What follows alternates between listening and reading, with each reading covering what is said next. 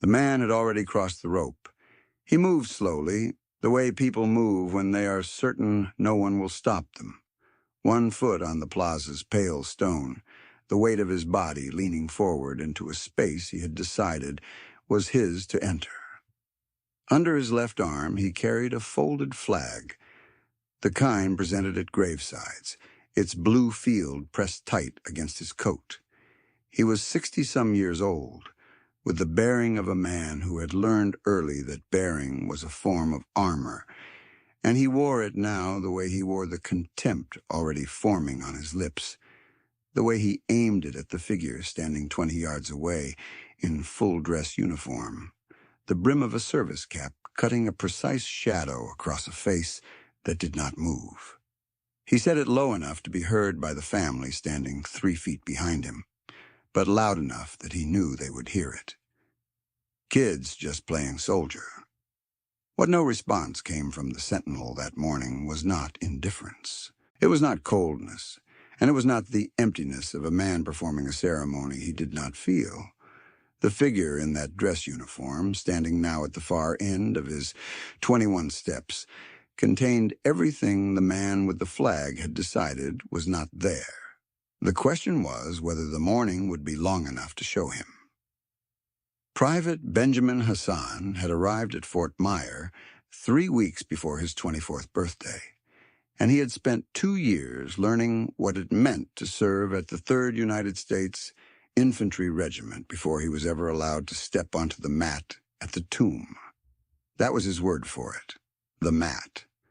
The black rubber runner that marked the 21 paces between the sentinel's 2 posts, north and south, stretched across the plaza's face in front of the sarcophagus the way a surgeon's incision is stretched, precise to the centimeter, deliberate in every detail.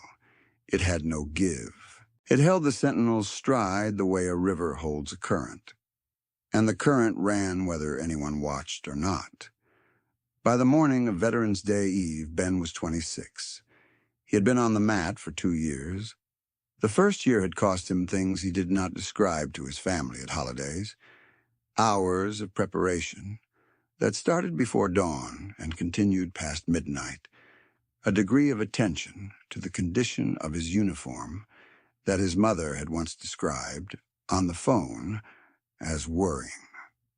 Ben had not tried to explain it to her. He had learned that the work was not the kind that translated. The boot polish that took 40 minutes and produced a surface that caught light the way water catches it. The service cap dressed to a 1/4 inch of clearance above the eyebrow, the white gloves that were replaced each week whether they showed wear or not, because they had to be white the way the marble was white, completely and without accommodation. The chrome of the rifle, M14, ceremonial configuration, its finish maintained to a standard that had nothing to do with function and everything to do with what the sarcophagus required of everything that moved before it. The morning of November 10th was a Tuesday. It was 7 degrees above freezing. The crowd at the plaza that morning was heavier than a routine weekday, because Veterans Day was tomorrow, and people had come to Arlington for different reasons. Some because they had buried someone here and the anniversary was approaching, some because the school calendar had a gap, and they had brought children who were still at the age when marble and ceremony produced a useful silence, and a few because they were themselves veterans, and the tomb was a place that still held gravity when other places had lost it. Marcus Webb was rotating off the post as Ben came on, the change of the guard completed with the measured economy it always carried, the sergeant of the guard's commands landing in the cool air and the crowd pulling itself into the attentive posture that crowds at the tomb reliably assumed. Marcus passed Ben at the exchange point without words, as protocol required, but his eyes communicated the thing they always communicated on the morning of a day with elevated attendance. A steady, flat awareness that meant the crowd was layered, worth watching. Ben took the mat. He took his first step with his left foot. the way the protocol specified, the rifle at shoulder arms, and he walked toward the north post with the cadence that visitors sometimes described afterward as slow, though slow was not the word for it. Deliberate was closer. Each of the 21 steps was placed with the attention a stonecutter gives to a cut that cannot be undone. Weight transferred heel to toe, the rifle's chrome catching the morning light at the same angle at each stride, because the angle was not incidental. At the north post he stopped, turned precisely, and stood for 21 seconds. The crowd was quiet. A woman to the left, holding a child on her hip, had her mouth close to the child's ear, not talking, just close, the way people hold children, near things they want the child to remember through the body, even if the mind forgets it.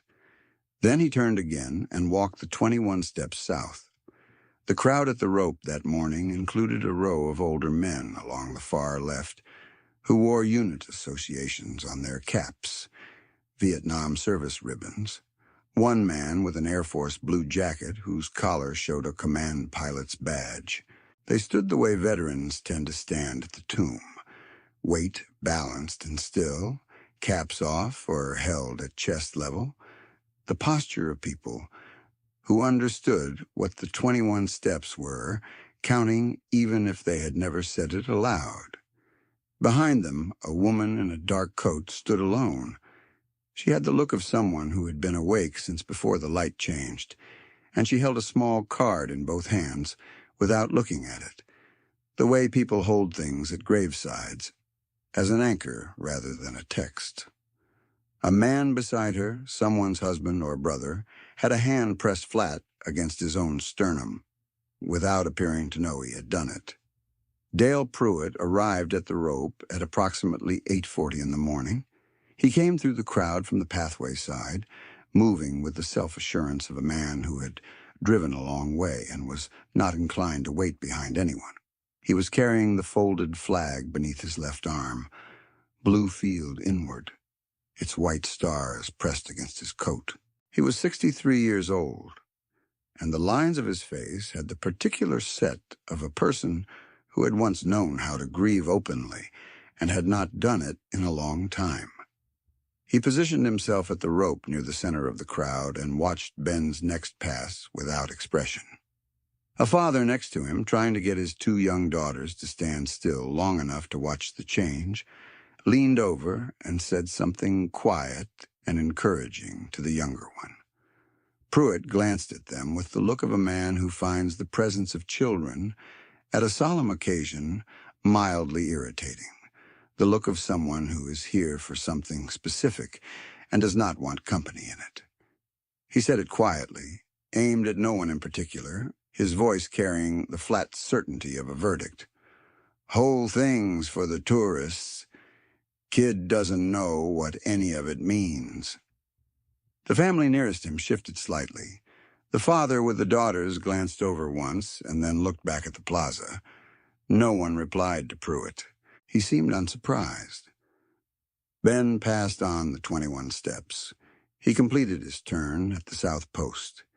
He paused for 21 seconds, and a breeze moved across the plaza from the east, lifting the edge of a small flag someone had placed at the base of the wreath stand. And the flag lifted for a moment and then settled, and the only sound was the wind and the distant low hum of the city, and the heel of Ben's boot making contact with the mat at the start of the next pass. What no one standing at that rope yet knew, standing in the November cold with their coats buttoned and their caps in their hands, was that the 26-year-old moving across the plaza with the rifle at his shoulder had done something in the Arghandab River Valley of Kandahar Province in 2019 that the Army had documented, and that Ben himself had not told his family about in any terms they could fully hold. He had been with the 2nd Brigade Combat Team, 82nd Airborne. He had been 22 years old. He had been in country 6 months when the vehicle ahead of his position was hit, and the fire that followed had required decisions that are not rehearsed and cannot be fully prepared for, And he had made them. And the outcome of those decisions had preserved the lives of 3 men who were alive to eat breakfast that morning in states across the country. One of them had not made it out. Corporal Raymond Tellez had been 24 years old. He was from Laredo, Texas, and he had a younger sister named Claudia, who had sent him photographs of her daughter, his niece, every 2 weeks while he was deployed. He had a habit of folding the photographs in half exactly once and tucking them into his left breast pocket. And Ben had known him well enough to know that the pocket was never empty.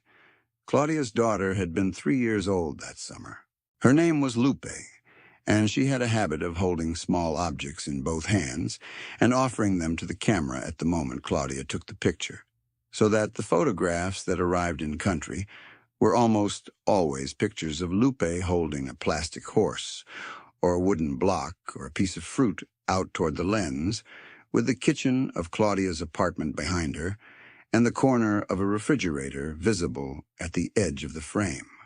Tellez had shown the photographs to Ben on the evenings when the duty allowed, and the light at the base was at the angle that men who have been in country long enough begin to associate with the hour mail was distributed.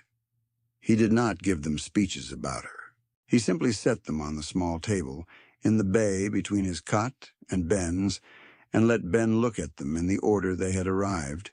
And when Ben had looked, Tellez would gather them carefully and fold the most recent one in half exactly once and tuck it back into his left breast pocket, beneath the uniform's flap, and the older ones went into a small, flat envelope under his cot.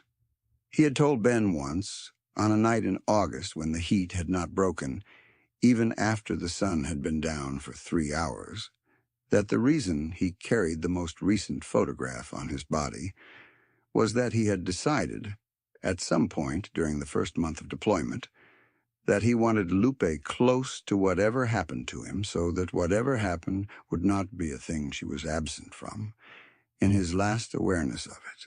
He had said this without weight, the way Tellez said most of what was important to him.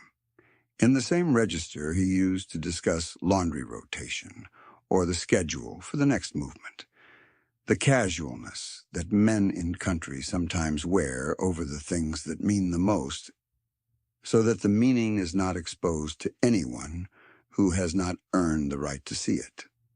Tellez had died on a Tuesday in October, and Ben had been close enough to hear the last full breath he drew. The morning had been the kind of cool, clear morning the Arghandab Valley produced in October, the temperature in the high 50s at first light, and the sky a hard, pale blue that promised the day's heat without yet delivering it. The convoy brief had run 19 minutes. Ben had been the second man through the line at the lot inspection, and Tellez had been the third, and Tellez had said something quiet to Ben in the line about the niece's 3rd birthday, which had been the previous Saturday, and which Claudia had photographed, and the photographs of which had not yet reached Tellez, because the mail cycle was running long that month. The vehicles had cleared the wire at 6:22. The route had been one Tellez had run twice before. The man across the dried riverbed had been positioned in a dry wadi north of the route, at a point where the angle of fire favored a vehicle moving south to north, and the calculation he had made had taken into account the spacing between the 2 lead vehicles and the time it would take a column of that configuration to clear his line, and his calculation had been mostly correct. What had saved the 3rd and 4th and 5th men in Ben's vehicle had been a series of decisions Ben had made in the first 11 seconds after the first round struck, decisions whose mechanics had been rehearsed at Bragg in the year before deployment, and whose execution that morning had not felt like rehearsal, but like the only available next motion in each of 11 separate moments. The decisions had not saved Tellez. Ben had reached him on the ground beside the second vehicle inside 30 seconds of the first round. And the photograph in the left breast pocket of Telly's uniform had been undisturbed where the tucked flap held it, and Telly's had been awake when Ben reached him, and Telly's had said the niece's name. Just the name. Just once. The way men sometimes use a name as a complete sentence in a moment when no other sentence is available. And then he had closed his eyes and drawn the breath that Ben had heard. And then there had been no more breath. Ben had been back stateside for 5 months before he applied for the Old Guard. He had not explained to his recruiter exactly why, because the explanation was not the kind that fit inside the available forms. It had something to do with the 21 steps. It had something to do with the idea that someone's name, the name of someone who had made that last expenditure of themselves, was housed inside the marble of the sarcophagus in a form that required attendance, that required a body moving back and forth in front of it 21 steps at a time, indefinitely, in all weather for as long as the Republic stood. He could not have said it exactly. He knew it was true. He carried a photograph in his own left breast pocket now. It was a photograph of Telly's, taken at a range qualification in North Carolina, grinning at something off-camera, the way Telly's grinned, with the corners of his eyes going first. Ben had folded it exactly once and placed it there the morning he was first cleared for post, and it had been there every time since. He did not touch the pocket on post. He did not need to. He knew what was there. The crowd that morning, if you could watch it from above, was doing the thing that crowds at the tomb reliably do over the course of a long shift. It was stratifying. The veterans along the left held their positions with a steadiness that suggested they had been still in difficult conditions before, and knew how to do it. The families with children shifted and adjusted, the children asking quiet questions that the parents answered in low voices. The tourists near the center photographed the tomb with their phones and then stood still a little longer than they had expected to, the ceremony doing to them what it does to most people who give it time. Pruitt had moved. He was no longer at the center of the rope. He was 3 feet to the right, closer to the point where the rope sagged slightly toward the ground, closer to the edge of the plaza. Marcus Webb, rotating back through the area on his way to the guardhouse, saw him from 30 yards away. Marcus had the unhurried attentiveness of a man who watches crowds the way some people watch weather, not anxiously, just accurately, reading for the pressure changes that precede events. He slowed without stopping. He noted the flag. He noted the position. He noted the set of Pruitt's shoulders, which carried the specific tension of a man who had made a private decision and was approaching the moment of acting on it. Ben completed his 21st step at the north post and turned. He paused for 21 seconds.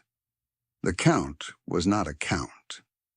It was the duration of the pause itself, the weight of it, the way each second of that pause had the same quality as the one before it, measured and total and made of the same attention he gave every step. He was aware of the crowd. He was aware of the slight temperature change that had come with the morning's second hour. He was aware of Pruitt at the rope's edge without looking at him directly. The peripheral vision of a man trained to process a wide field without moving his eyes. And he knew that Pruitt's position had changed since the last pass. He turned and began the 21 steps south. If you are watching this and you have ever been to Arlington, or if you have ever known someone who was buried there, this is a good moment to leave a comment below. Just say their name, or their unit, or nothing at all. It is enough to know someone came. Now back to November 10th, to the mat, to the man with the flag and what happened when he stepped over the rope. Pruitt crossed it between Ben's south post turn and the beginning of the return pass. He stepped over the rope barrier with his right foot first, the way a man steps over a garden fence, and then he was on the plaza stone, outside the boundary, inside the space the protocol was designed to protect. He moved 2 steps forward onto the pale stone, and then 3, and then he was standing on the plaza proper with his flag under his arm and his chin lifted, and he turned his head toward the woman in the dark coat, at the rope, as if to confirm she was watching, as if the audience was part of what he needed. He said it at full voice. "Toy soldiers. That's all any of them are. Kid wouldn't last 20 minutes in the real thing." The woman in the dark coat went entirely still. One of the veterans along the left removed his cap from his chest and held it at his side, and his jaw was tight. The father with the 2 daughters moved both of them slightly behind him, with a hand on each of their shoulders. The automatic movement of a parent who has sensed something has changed in the air. Ben was 13 steps into his South Pass when he heard it. Discipline at the tomb is not practiced to suppress what a sentinel feels. It is practiced to ensure that what a sentinel feels does not alter what a sentinel does. Ben had heard contempt before, at the plaza, in the training yards, in the vehicle that had taken him and Tellis, and 4 others across a bridge in Kandahar in October of 2019, where a man across a dried riverbed had made a calculation about what 2 vehicles in a column meant in terms of exposure. Ben had heard contempt in worse registers than this, and he had learned, at a cost no one at this plaza had been asked to pay, that contempt is a form of noise, and that noise does not decide outcomes. Action decides outcomes. He completed his 13 steps. He completed his 14th, his 15th. He completed the 21st step and turned at the south post. He did not look at Pruitt. He stood for his 21 seconds, and the plaza was more silent than it had been because the crowd had gone to the specific silence of people who know something is wrong and are waiting to see what will be done about it. The 2 daughters had their faces pressed against their father's back. The veterans along the left had gone from still to rigid, the posture of men who recognize a line being crossed and are deciding whether it is their line to hold. Marcus was now at the edge of the crowd, not inside the rope, not moving, watching. Ben's 21 seconds ended. He executed his turn. He stepped off the south post mat, onto the plaza stone facing north, and on his 6th step he deviated from the center of the run. It was not a large deviation. It was the specific, measured, protocol-authorized deviation of a sentinel who has observed a civilian on the restricted plaza and is moving to address it. The deviation was perhaps 2 feet to the east, 2 steps of adjustment in the line, enough to bring him on a path that would intersect with Pruitt's position before the midpoint of the 21 steps. Pruitt saw him coming and did not move. This was Pruitt's last expression of the confidence he had been wearing since he arrived. He stood on the pale stone with the flag under his arm and his chin at the same angle it had held all morning, and he watched Ben cover the ground between them with the measured, unhurried cadence of a man who has exactly one assignment in this moment and is not confused about what it is. Ben stopped 2 arm lengths from Pruitt. He did not raise his voice. He did not alter the angle of the rifle. He did not shift his weight in a way that telegraphed anything except the complete stillness of a man who has arrived where he intended to arrive. He said at once, in the flat declarative register that the protocol prescribed, and that his voice had spent 2 years learning to produce, the voice that carries because it is level, not because it is loud. "Sir, this area is closed. You will step back behind the rope." Pruitt opened his mouth. Nothing came out. What Ben had said was 8 words. They were not a threat, and they were not an opinion, and they were not anything other than what the protocol prescribed in precisely this circumstance and they had landed in the air between the two men with a weight that had nothing to do with volume or with anger, and everything to do with the fact that they came from a person who was, at that moment, completely without confusion about what he was doing and why. Pruitt had spent the morning pulling levers he had always found reliable: the lever of contempt, the lever of social confidence, the lever of age over youth, the lever of the folded flag that said his grief was older and more authorized than anyone else's on this plaza. Every one of them had simply not worked. They had passed through Ben the way a hand passes through cold air, finding nothing to grip. Pruitt looked at the flag under his arm. He looked at Ben's face, at the line of the cap brim and the level eyes beneath it, and somewhere in the exchange his expression shifted in a way that had no theater to it at all.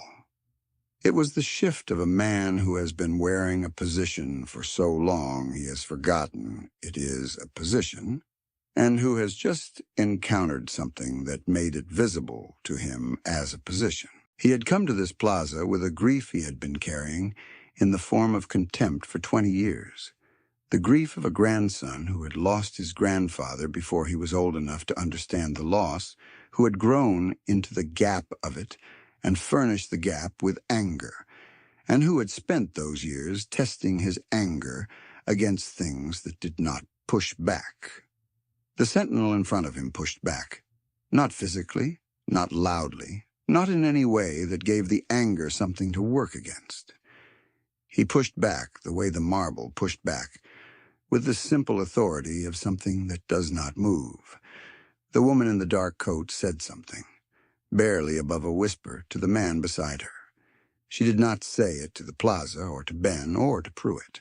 She said it to the man who was pressing his own hand against his sternum. And what she said was the name of her son, just once, the way you say something that deserves to be said aloud, even when the only air it needs to reach is the air right beside you. One of the veterans along the left replaced his cap on his head, slowly, and then raised his right hand to the brim in a full salute, aimed not at Ben and not at Pruitt, but at the marble face of the tomb behind them. The two daughters, both of them, were watching around their father's arms now, the way children watch things that are not frightening but are serious, with the open attention of people who have not yet learned to look away from gravity. Sergeant First Class Derek Odom arrived from the direction of the guardhouse on the far side of the plaza at the pace of a man who moves quickly without appearing to rush. He was the sergeant of the guard for that morning's rotation, and he was 41 years old, and he had been at Arlington for 11 years, and the distance between where he appeared at the plaza's edge and where Pruitt was standing on the stone was 60 yards, and he covered it with an economy of movement that said he had covered this kind of distance before. He stopped at Ben's shoulder, one step back. He did not touch Pruitt. He did not speak to Pruitt. He looked at him with the particular calm of someone who holds a great deal of authority and finds no need to display it because the display would be redundant. Pruitt looked at Odom. Odom said with the same flat procedural register that Ben had used, a register that was apparently what this plaza produced in the men who served it. "Sir, I'm Sergeant First Class Odom, the sergeant of the guard. You've been asked to step back. I'll ask you once more." Pruitt said, "My grandfather." It was not a sentence. It was not an argument. It was the only true thing he had said since arriving. Odom waited. Pruitt said, "He was Army. Pacific Theater. He never got much. No ceremony. Nothing like this." He was looking at the tomb now, not at Odom, not at Ben. He was looking at the marble face of it with the expression of a man who has not permitted himself to look at something for a very long time and is now looking at it directly for the first time in years, with the unprepared quality of that directness, with the rawness of it. He stepped back. He crossed the rope. He stepped backward over it without looking at it, his eyes still on the sarcophagus. And then he was on the visitor's side of the barrier, where he was supposed to have been all along, and he stood there with both hands holding the flag against his chest, and his chin, which had been angled up all morning, was level now. Then he removed his cap. He had a heavy gray cap with the kind of worn brim that said it had been in regular use for many years, and he held it in his left hand against the flag, and he stood with his head uncovered in the November air, and the wind that came across the plaza moved through his hair without his noticing it, because he was not thinking about the cold.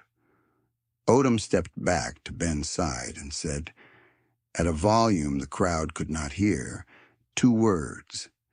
Ben knew what they were.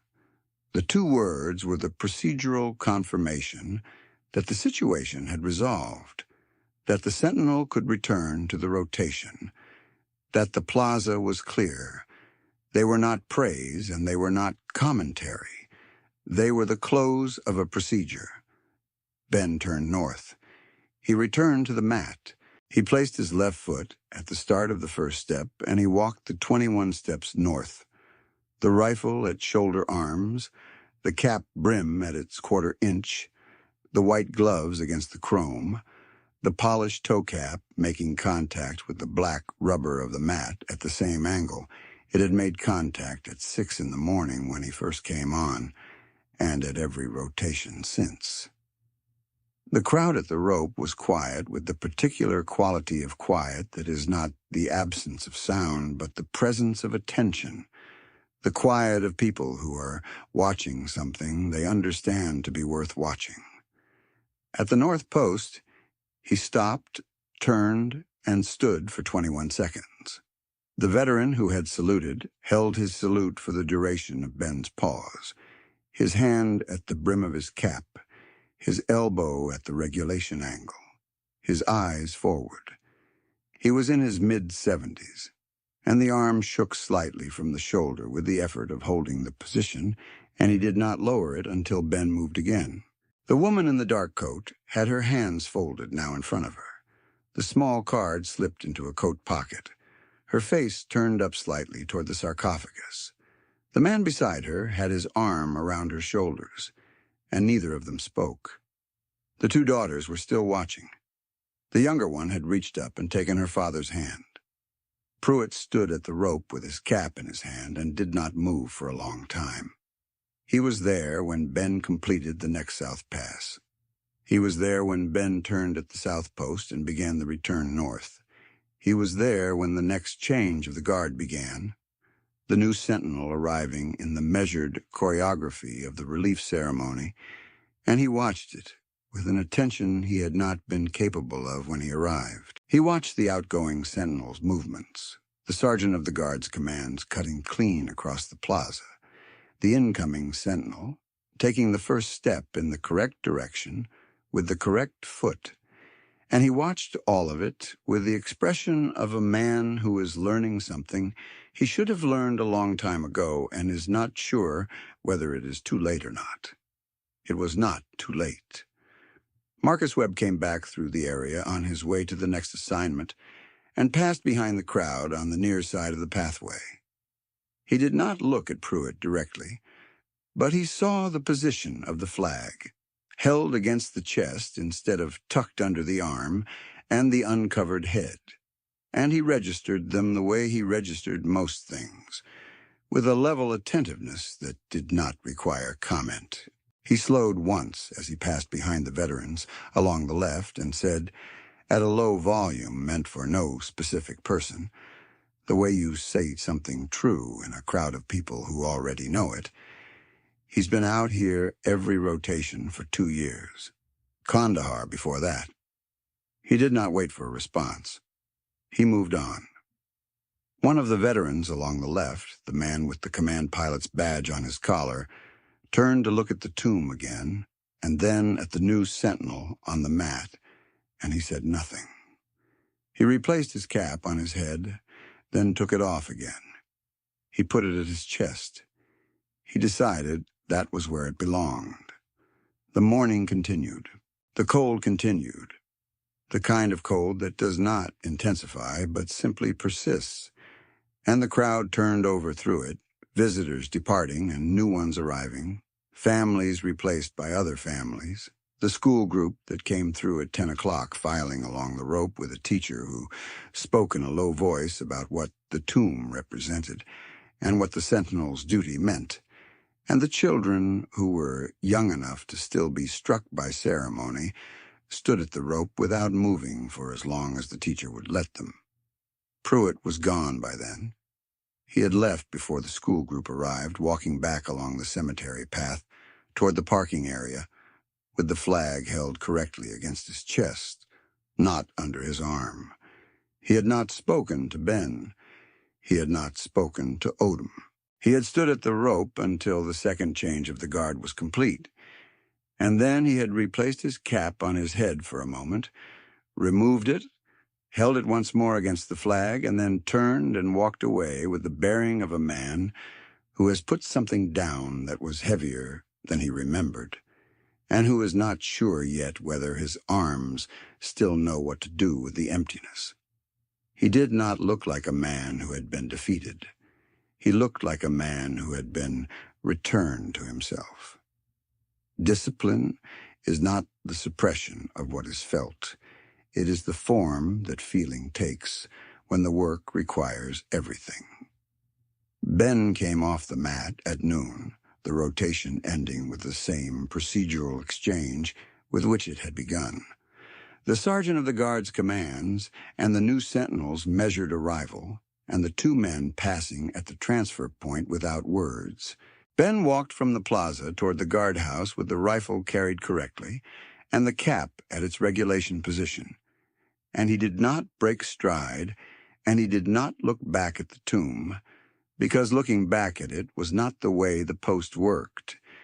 You came on with the first step, and you went off with the last, and in between those two steps, you belonged to something that was larger than any single rotation.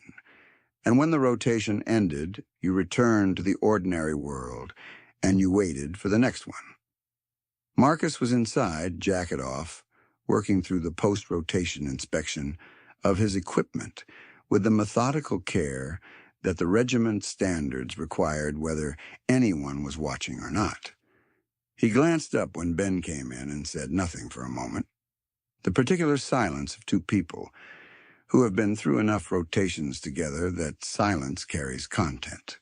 Then he said, "Crowd was deep today." Ben said, "Yes." Marcus said, "The man with the flag." Ben said, "He stayed." Marcus was quiet for a moment, adjusting the alignment of something on the cleaning table. Then he said, "First time Odom's come out in 6 weeks. He doesn't come out unless he needs to." Ben said, "He came out." Marcus nodded. That was the end of that conversation because it was the end of what needed to be said about it. In 2 years of standing the same post, they had developed the economy of communication that comes from sharing a duty whose weight is already fully understood and which does not benefit from description. Ben sat with his jacket hanging in its proper place and ran his hands through the post-rotation checks with the same attention he brought to everything in this building. The condition of the gloves, the rifle's chrome, the notes from the rotation that the guard change protocol required.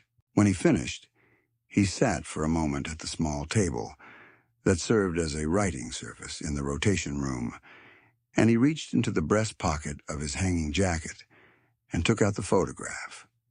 It was a photograph of a man in uniform at a range qualification somewhere in North Carolina.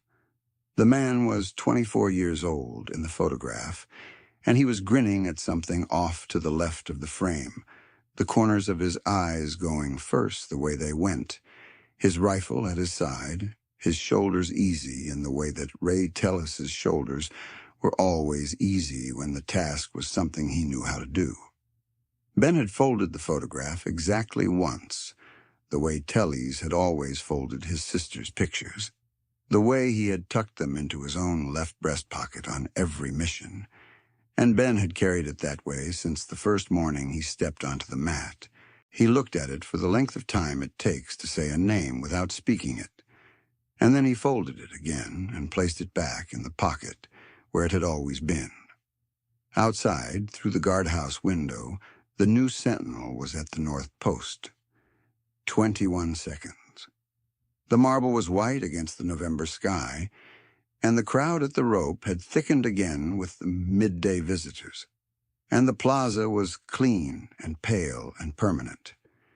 The inscription on the face of the sarcophagus caught the low November sun at the angle it always caught it in this month, and the letters were cut clean and deep into the stone, and they said what they had always said, what they had been saying through every rotation and every season and every crowd and every morning since they were cut there, and they did not need any of the things that had happened on the plaza that morning to be true. The new sentinel left the north post and placed his left foot at the start of the first step and walked south. 21 steps. The photograph was in Ben's pocket and the post was covered, and the day continued the way the day had always continued. The boots returning to the mat, the plaza white and open, the marble holding what it held.